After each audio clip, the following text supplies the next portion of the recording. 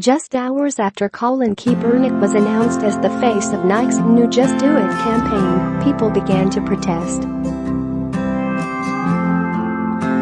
Nike customers upset at the decision took to Twitter and shared videos of them destroying their apparel.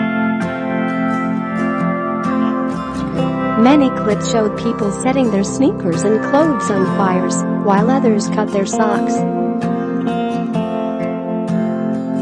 John Rich, one half of the country band Big and Rich, said their son, a former Marine, had cut off the famous swoosh logo from his socks.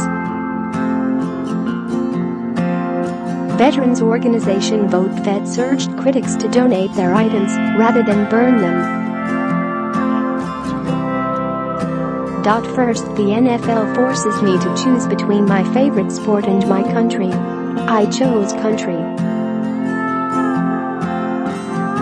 Then Nike forces me to choose between my favorite shoes and my country.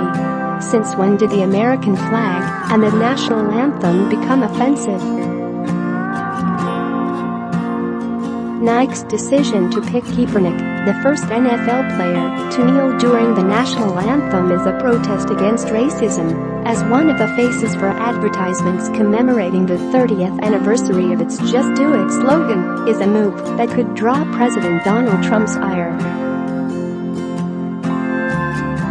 Share this article.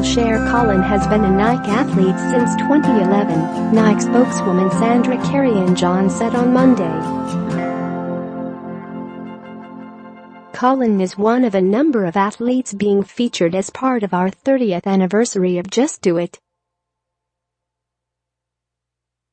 She said Nike unveiled the campaign last week by releasing a film featuring Serena Williams entitled Voice of Belief.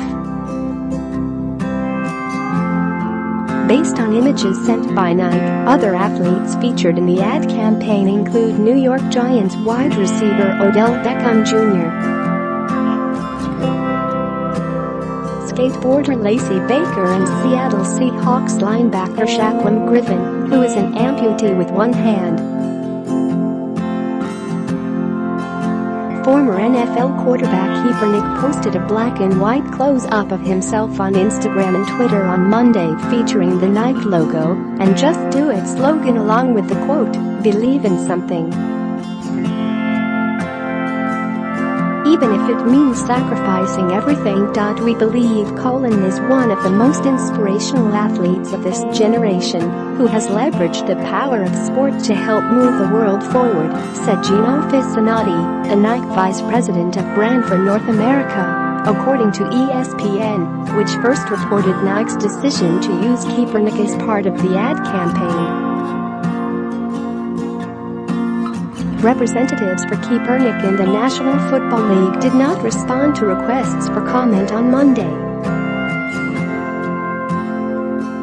Kaepernick was a quarterback with the San Francisco 49ers for 6 years. He stirred a national controversy by taking a knee while the anthem was played before games during the NFL's 2016 season to draw attention to police killings of black men and other issues. The anthem protests, soon embraced by other players, raised the ire of some NFL fans and Trump, who has said he would love to see NFL owners fire football players who disrespect the American flag. The NFL this season has adopted a rule requiring all players to stand during the anthem, although it gave them the option of staying off the field until the ceremony was over. Even so, the protests have persisted through the preseason, and the NFL has said it is in discussions with the players' union on the policy. Kaepernick and another former 49ers player, Eric Reid, have not been signed by any of the NFL's 32 teams since their protests spread around the league.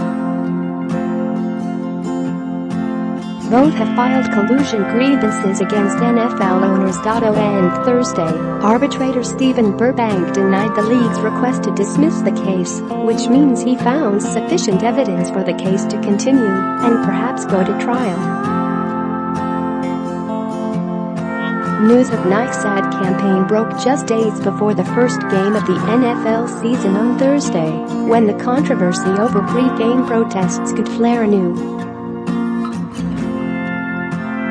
Nike has always been and will continue to be my family's favorite shoe, wrote Twitter user @ThedianaMama. But other reaction on Twitter was negative. "Time to throw away all my Nike crap," wrote @Sporta17. Kaepernick received an enthusiastic welcome from fans at the US Open Showcase tennis match between Serena and Venus Williams on Friday night, when he was shown raising his fist on the big screen.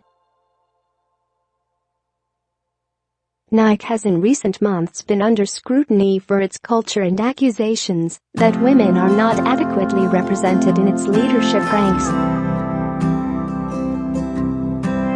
Chief Executive Officer Mark Parker apologized for the company's work culture in May to employees in a company-wide meeting. Nike, which has said it opposes discrimination and is committed to diversity and inclusion, previously announced unconscious bias training for its managers and a review of its human resources systems.